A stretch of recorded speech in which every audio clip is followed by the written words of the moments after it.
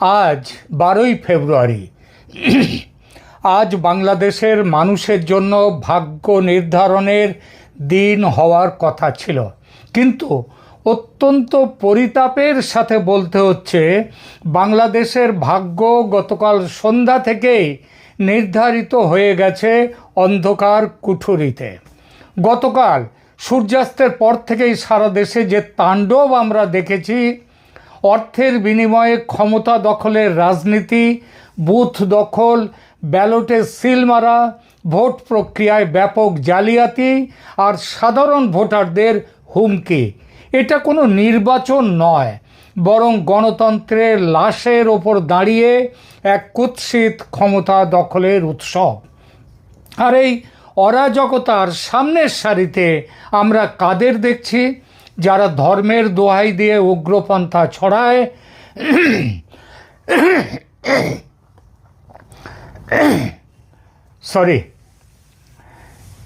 যারা ধর্মের দোহাই দিয়ে উগ্রপন্থা ছড়ায়, যারা সাধারণ মানুষের অন্ধ ধর্ম বিশ্বাসকে কাজে লাগিয়ে বেহেশতের টোপ দিয়ে ভোট পাওয়ার রাজনীতি করছে, সেই জামায়াতে ইসলামী নামক দলটি।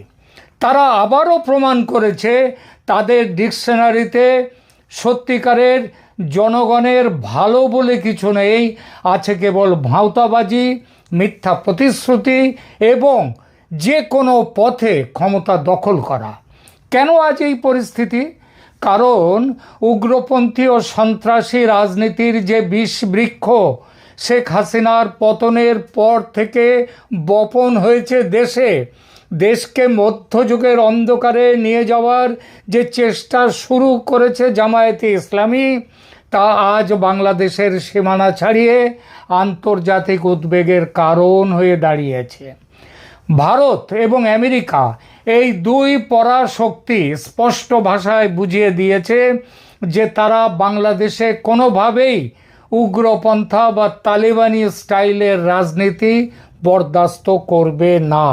তারা চেয়েছিল বাংলাদেশে একটি free, fair and inclusive election, যেখানে সব দলের অংশগ্রহণ থাকবে।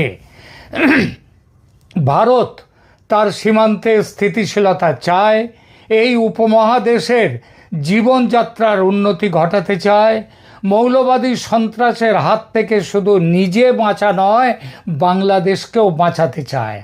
আর আমেরিকা চায় এই অঞ্চলে তার কৌশলগত আধিপত্য, চীনের আধিপত্য হ্রাস করা। এই দুটো দেশই জানে জামাত যদি প্রত্যক্ষভাবে বা পরোক্ষভাবেও ক্ষমতার অংশীদার হয়, তবে এই পুরো অঞ্চল আগ্নেয়গিরির মুখে পড়বে। তাই পর্দার আড়ালের খবর এটাই, পরাশক্তিগুলো বিএনপিকে ক্ষমতায় চাইছে এই নির্বাচনে। আমার চ্যানেলে এই সম্ভাবনার কথা আগেও বলেছি, তবু মাঝে মাঝে অন্য রকমের কিছু খবর এসে গুলিয়ে দিয়েছে এই সহজ লাইনটা। আপনাদের হয়তো মনে আছে, মাত্র কয়েকদিন আগে আমেরিকার ওয়াশিংটন পোস্ট খবর দিয়েছিল আমেরিকা নাকি জামায়াতে ইসলামীকে ক্ষমতায় দেখতে চায়। আপনারা দেখেছেন কিভাবে ঢাকার ব্রিটিশ রাষ্ট্রদূত সারা কুক দিল্লি ছুটে এসেছিলেন ভারত সরকারের থেকে জামাতের পক্ষে সমর্থন চাইতে। ভারত পাত্তা দেয়নি তাকে। ভারত তার আগে থেকেই তার যে নিজের লাইন, সেই লাইনে ঠিক ছিল, কোনোভাবেই জামাতকে সমর্থন নয়, কোনোভাবেই উগ্রবাদী সন্ত্রাসবাদকে সমর্থন নয়। তখন আমেরিকার সঙ্গে ভারতের সম্পর্কে তিক্ততা ছিল, মূলত বাণিজ্য শুল্ক নিয়ে। কিন্তু যেই জানুয়ারির শেষ সপ্তাহে ভারত ইউরোপীয় ইউনিয়ন, তার সঙ্গে এই ভারত এবং ইউরোপীয় ইউনিয়নের ফ্রি ট্রেড এগ্রিমেন্ট হলো, আমেরিকা তখন চাপের রাজনীতি ছেড়ে ভারতের সঙ্গে সম্পর্ক স্বাভাবিক করা শুধু নয়, আরও ঘনিষ্ঠ করে নিল। আর এই ঘনিষ্ঠতার ফলেই মিলে গেল বাংলাদেশের ভবিষ্যৎ নিয়ে ভারত আমেরিকার তাদের যে মত, সেই মতের মেলবন্ধনটা ঘটে গেল। জামাত চলে গেল দূরে, দুই পরাশক্তির কাছে চলে এলো বিএনপি। এলো ঠিকই, কিন্তু শর্ত সাপেক্ষে। তারা জামাতের কাঁধে ভর করা কোনো উগ্রবাদী সরকারকে এক মুহূর্তের জন্যও সমর্থন দেবে না, পরিষ্কার করে দিল। আর সেজন্যেই জামাতের আমির শফিকুর রহমান তিনি বারবার বলেছেন যে বিএনপির সাথে মিলেমিশে একটি সরকার গঠনের কথা, কিন্তু বিএনপি রাজি হয়নি। স্পষ্ট করে বলে দিয়েছে এরকম সরকারে আমরা যাব না। কেন হঠাৎ ভারত আমেরিকা বিএনপিকে সমর্থন দিতে রাজি হলো? এর পেছনে রয়েছে সূক্ষ্ম জিও পলিটিক্যাল যে ক্যালকুলেশন, সেটাও। ভারত তার উত্তর পূর্বাঞ্চলের নিরাপত্তা নিশ্চিত করতে চায়, আর আমেরিকা চায় বাংলাদেশে চীনের প্রভাব কমাতে এবং বঙ্গোপসাগরে নিজেদের অবস্থান সংহত করতে। কিন্তু আগেই বলেছি এই সমর্থন বিনা শর্তে আসেনি। আমার কাছে কথা আগেও আমি বলেছি শেখ হাসিনা দেশে ফিরবেন ফেব্রুয়ারি মার্চের মধ্যে, এমন কথাও আমি বলেছি এর আগে আমার ভিডিওতে। আমার কাছে নির্ভরযোগ্য খবর ছিল এবং এখনও আছে, যা সকালেই বাংলাদেশ সেনাবাহিনীর এক মাঝারি পর্যায়ের অফিসারের কাছ থেকে যার সমর্থন পেলাম। বিএনপি ক্ষমতায় আসছে ঠিকই, কিন্তু তাদের হাত পা বাঁধা থাকবে নির্দিষ্ট কিছু শর্তে। যে শর্তের বিনিময়ে তারেক রহমান দেশে ফিরেছেন, যে শর্তের বিনিময়ে বিএনপি এই ভোটে হারুক জিতুক ক্ষমতায় আসছেই। হ্যাঁ, বলে দিলাম ক্ষমতায় আসছেই। এইবার শর্তগুলো কি? সংবিধান এবং আওয়ামী লীগের সুরক্ষা দিতে হবে। আগামী 6 মাসের মধ্যে একটি অংশগ্রহণমূলক নিরপেক্ষ নির্বাচন দিতে হবে বিএনপিকে। সেখানে আওয়ামী লীগের ওপর থেকে সব নিষেধাজ্ঞা তুলে নিতে হবে। প্রতিহিংসার অবসান ঘটাতে হবে। তথাকথিত বেআইনি সরকারের বেআইনি অর্ডিন্যান্সে গঠিত তথাকথিত অপরাধ ট্রাইব্যুনাল, এটা বাতিল করতে হবে। শেখ হাসিনাকে দেয়া সমস্ত সাজা রদ করতে হবে। এছাড়া শেখ হাসিনা দেশে ফিরবেন এবং রাজনৈতিক কার্যক্রমে অংশ নেবেন। পরাশক্তিগুলো জানে বাংলাদেশে ভারসাম্য বজায় রাখতে হলে আওয়ামী লীগের মতো একটি ধর্মনিরপেক্ষ শক্তিকে রাজনীতিতে টিকিয়ে রাখা অপরিহার্য। তারা কোনোভাবেই চায় না বিএনপি একা হয়ে গিয়ে জামায়াতের মতো উগ্রপন্থীদের খপ্পরে পড়ুক। আর বিএনপিও জানে দেশের রাজনীতিতে মূলধারার শক্তি আওয়ামী লীগ না থাকলে, এবং যদি শুধু তাদের প্রতিপক্ষ হিসেবে শুধু জামাত থাকে দেশে, তবে জামাতের উগ্র ধর্মীয় রাজনীতি বিএনপিকে গিলে ফেলতে খুব বেশি দেরি করবে না। গত 18 মাস ধরে সেই গিলে ফেলার রাজনীতি দেখা গেছে। তাই বাঁচার জন্য তাদেরও চাই, বিএনপিরও চাই আওয়ামী লীগকে। বাংলাদেশের রাজনৈতিক ইতিহাস যারা জানেন তাদের বলে বোঝাতে হবে না দেশের ভেতরের ক্ষমতা পরিবর্তনের সেনাবাহিনীর ভূমিকার কথা। শেখ হাসিনার পতন ঘটেছে কোনো গণ অভ্যুত্থানে নয়, পতন হয়েছে সেনা তার পাশ থেকে সরে গিয়েছিল বলে। দুই পরাশক্তির বিএনপিকে সমর্থন দেওয়ার সিদ্ধান্তে সেনা কি চায় তাহলে? এখন তারা কি বিএনপিকে চায়? সেনাবাহিনীর ভেতরের সূত্রগুলোও আজ দিশেহারা ছিল, তবে তারা শেষ অবধি বুঝতে পারছে যে উগ্রপন্থীদের হাতে দেশকে ছেড়ে দিলে আন্তর্জাতিক নিষেধাজ্ঞায় দেশের অর্থনীতি পঙ্গু হয়ে যাবে। তাই দেশপ্রেমিক সেনাবাহিনীও আজ এই সমঝোতার পক্ষে। তারা চায় এমন একটি রাজনৈতিক কাঠামো যেখানে কোনো পক্ষই একচ্ছত্র আধিপত্য বিস্তার করতে পারবে না। উগ্রপন্থী জামাতকে সাইড লাইনে রেখে একটি নিয়ন্ত্রিত গণতন্ত্র প্রতিষ্ঠার এই যে ছক ভারত ও আমেরিকা যৌথভাবে এঁকেছে, তা এখন চূড়ান্ত বাস্তবায়নের পথে। সেনা কি প্রকাশ্যে বলেছে তারা বিএনপিকে স্বীকার করবে? একদমই নয়। তবে কিছু কথা বলতে হয় না, বুঝে নিতে হয়।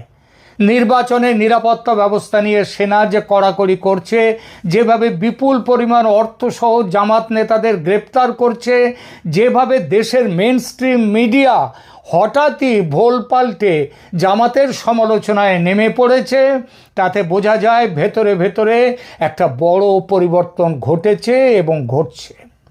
আজকের এই প্রহসনের নির্বাচন হয়তো কাউকে ক্ষমতায় বসাবে, কিন্তু তা দীর্ঘস্থায়ী হবে কিনা তা নির্ভর করছে এই কঠিন শর্তগুলো পালনের ওপর। কাউকে মানে বিএনপিকে ক্ষমতায় বসাবে, এ কথা তো বলেছি। জামায়াত যে সন্ত্রাসী কায়দায় ভোট ডাকাতি করছে তা তাদের শেষ মরণ কামড়।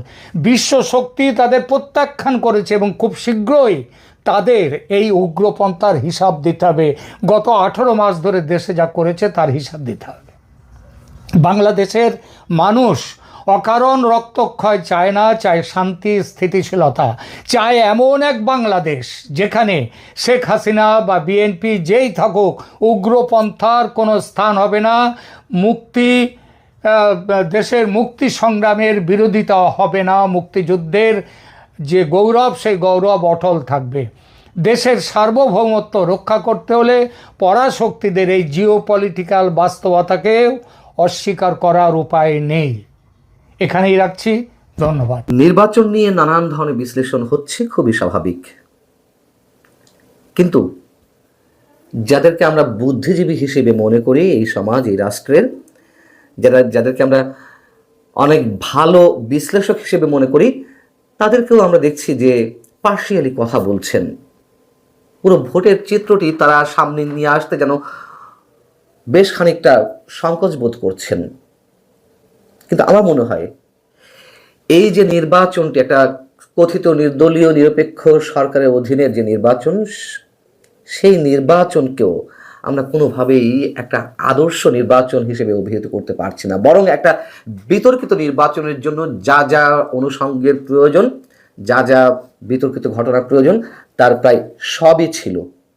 বরঞ্চ যেই আওয়ামী লীগকে অনেক বড় বড় তকমা দেওয়া হয়, বড় বড় কলঙ্কের জায়গায় তাদেরকে চিহ্নিত করা হয়, এবং তার বাস্তবতাও রয়েছে অবশ্যই, তার চেয়েও জঘন্যতম ঘটনা এই নির্বাচনে ঘটেছে। এবং এই নির্বাচনের মধ্য দিয়ে আমার মনে হয় লাভের লাভটি সেই আওয়ামী লীগেরই হয়েছে, যে দলটি নির্বাচনী মাঠের বাইরে এবং যথেষ্ট কোণঠাসা অবস্থায় রয়েছে। আখেরে তাদেরই লাভ হয়েছে।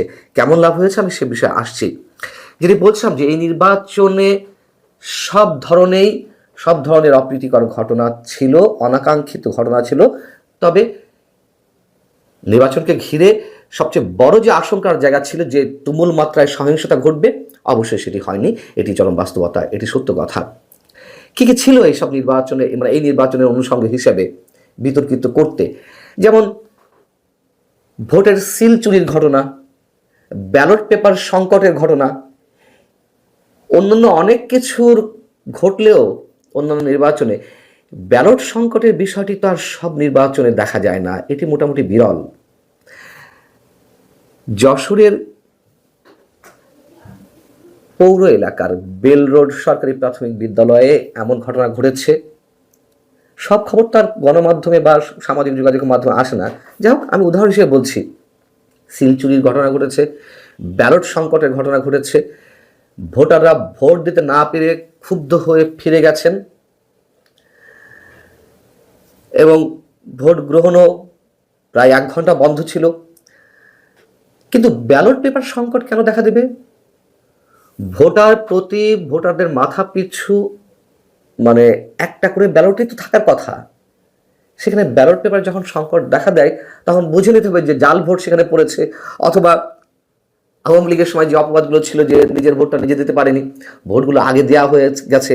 এবং সেই ধরনের কথা তো শুধু যশোরের এই বেল রোড সরকারি প্রাথমিক বিদ্যালয়ের ক্ষেত্রেই নয়। আমরা 12 তারিখ নির্বাচনের দিন সকাল থেকেই তো এই ধরনের ঘটনা সম্পর্কে মানে আমরা সচিত্র প্রতিবেদনও দেখছিলাম, নানান ধরনের ঘটনাও জানছিলাম। অনেকে তো টেলিভিশন ক্যামেরার সামনে এসে তারা তাদের ক্ষুব্ধতার কথা জানালেন যে নিজের ভোটটা কেন নিজে দিতে পারলেন না, তার ভোট কেন আগে দেওয়া হয়ে গেছে। গণহারে সিল মারা ঘটনা ঘটেছে কুমিল্লা, ময়মনসিংহ সহ বিভিন্ন জায়গায়।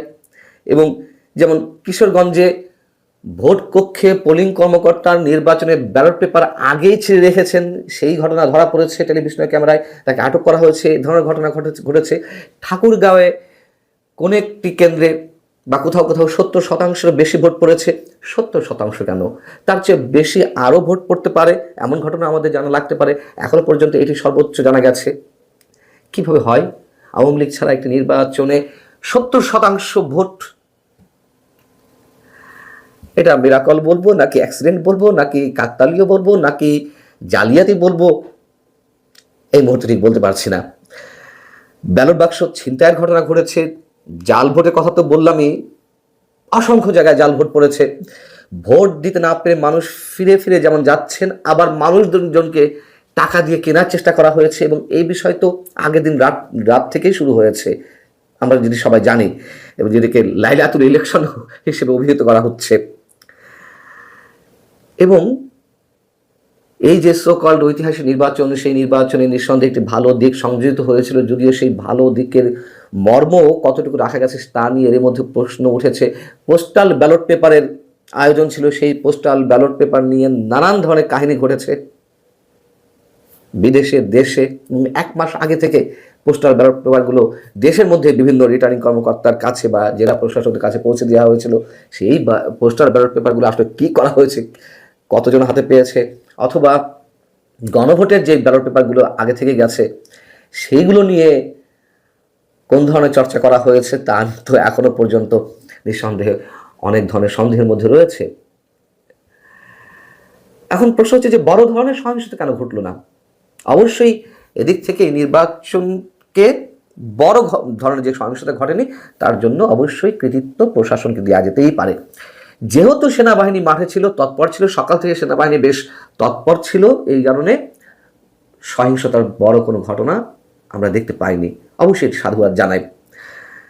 আর এর পিছনে আরও যে কারণ দুটি রয়েছে, যেহেতু আওয়ামী লীগ নেই, টান টান উত্তেজনা ওইভাবে নেই, কিন্তু জামাতে ইসলামী বা বিএনপি তো প্রতিদ্বন্দ্বিতায় 17 বছর পর যে ভোট বা নির্বাচনটা অনুষ্ঠিত হচ্ছে, এবং আওয়ামী লীগ বিহীন যে ফাঁকা মাঠ তাতে প্রত্যেকেই মরিয়া হয়ে উঠেছে জেতার জন্য। সেই মরিয়া হয়ে ওঠার এক ধরনের চেষ্টা আমরা ভোটের আগের দিন রাতেই দেখলাম, যেটি বললাম যে সকালেই সেনাবাহিনী বেশ তৎপর হয়ে উঠেছিল বিধায় বড় ধরনের সহিংসতা ঘটেনি। এবং এই সব জায়গা থেকেই বিএনপি জামাতে ইসলামী দুই দলই বেশ সতর্ক অবস্থানে ছিল যে তারা বিশেষ করে বিশেষ একটি শক্তি, নানান ধরনের ম্যানিপুলেশন অথবা ম্যাটিকুলাস ডিজাইনের মাধ্যমে তারা তাদের আসনগুলো যতগুলো বেশি পাওয়া যায় সেই চেষ্টা এখনও তাদের থাকলেও সরাসরি সহিংসতার মধ্যে যায়নি, যাতে নির্বাচনটি পণ্ড না হয়। যদিও শোনা যাচ্ছিল যে এমন কিছু ঘটনার মাধ্যমে কেউ কেউ নির্বাচন বয়কট করতে পারে, হয়তো শেষমেশ তারা তাদের হিসাব পাল্টে ফেলেছে যে কী হতে পারে নির্বাচন থেকে বয়কট করলে তাদের জন্য কতটুকু উপকার হতে পারে। এবং কয়েকজন বিশ্লেষকের কথা বলছিলাম যে তারা এই নির্বাচনকে মোটামুটি বিতর্কহীন হিসেবে একটি নির্বাচন হিসেবে অভিহিত করার চেষ্টা করছেন। কষ্ট হয় যে সারা রাত ধরে যা ঘটলো, নির্বাচনের আগের রাতে সন্ধ্যা থেকে যা ঘটে গেল, আওয়ামী লীগ সরকার তো দলীয় সরকার ছিল, তাই না? আমি তাদের বিষয়টিকে নিশ্চয়ই জায়েজ করার চেষ্টা করছি না। ভোটের রাজনীতি আওয়ামী লীগ শেষ করেছে, এটি বাস্তবতা, কিন্তু সে দলীয় সরকারের অধীনে সেই দল তো ম্যানিপুলেট করার চেষ্টা করবেই। একটা কথিত নির্দলীয় নিরপেক্ষ সরকারের অধীনে কেন এই এমন ঘটনা ঘটবে যে আগের রাত থেকেই ভোটাভুটি শুরু হয়ে যাবে? সেই ঘটনাটি এই নির্বাচনে ঘটলো ডক্টর ইউনূস সরকারের অধীনে। এবং বলছিলাম যে আওয়ামী লীগের লাভটাই হয়েছে বেশ এই নির্বাচনে। এখন আওয়ামী লীগের সবচেয়ে বড় অপবাদ তো ছিল দিনের ভোট রাতে হওয়াতে। 2018 সালে 2024 যে আমিটামি নির্বাচন হয়েছে তার চেয়েও বেশি কলঙ্কিত ছিল ওই ভোটটি, ওই নির্বাচনটি। এবং ওই নির্বাচনের মধ্য দিয়েই আওয়ামী লীগের রাজনৈতিক কফিনে মোটামুটি অনেকগুলোই পেক ঠোকা হয়ে গেছে, তারা নিজেরাই ঠুকেছে। যাই হোক, এখন তো আর বেশ বড় গলায় কেউ বলতে পারবে না যে দিনের ভোট রাতে শুধুমাত্র আওয়ামী লীগ সরকারের সময় হয়েছে। নোবেল বিজয়ী অধ্যাপক ডক্টর মোহাম্মদ ইউনূস সরকারের সময়ও যে দিনের ভোট রাতে হতে পারে তার নমুনা আমরা দেখলাম। এবং এই 18 মাসে এই সরকারে এবং এই যে কিছু তরুণ সোকল কিছু বিপ্লবী, আমি সবার কথা বলছি না, তাদের কারণে যে মানুষ একটা নাভিশ্বাসময় জীবনের মধ্যে ছিল, একটা রাষ্ট্র ব্যবস্থার মধ্যে ছিল, সেইখান থেকে আওয়ামী লীগের প্রতি মানুষের কিছুটা সফট কর্নার জেগেছে। এবং এই নির্বাচনের মধ্য দিয়ে আওয়ামী লীগ মানুষের সফট কর্নারটা আরও বেশি অর্জন করবে যে না, তাহলে আওয়ামী লীগের দোষটা কোথায় ছিল। এবং এই ভোট নিঃসন্দেহে নিরুত্তাপ ছিল, কোনো উত্তেজনা ছিল না। তবে কে কতটা নিজেদের দখলে নিতে পারে সেই সব বিষয়ই তাদের মাথাতে ছিল, যারা প্রতিদ্বন্দ্বী রাজনৈতিক দল অন্তত এই মুহূর্তে যারা মাঠে রয়েছে। এবং সবচেয়ে বড় অবাক করার বিষয়, রাতে যে ঘটনাগুলো ঘটলো, আমরা দেশের গণমাধ্যমগুলোতে দুই একটি ছাড়া, একেবারে দুই একটি ছাড়া আর কোনো গণমাধ্যমে তেমন কোনো কিছুই দেখলাম না। এবং ওই দুই একটি তো হাতে গোনা দুই একটি রিপোর্ট। কি আশ্চর্য বিষয়। ভালো থাকো সবাই। আল্লাহ হাফিজ।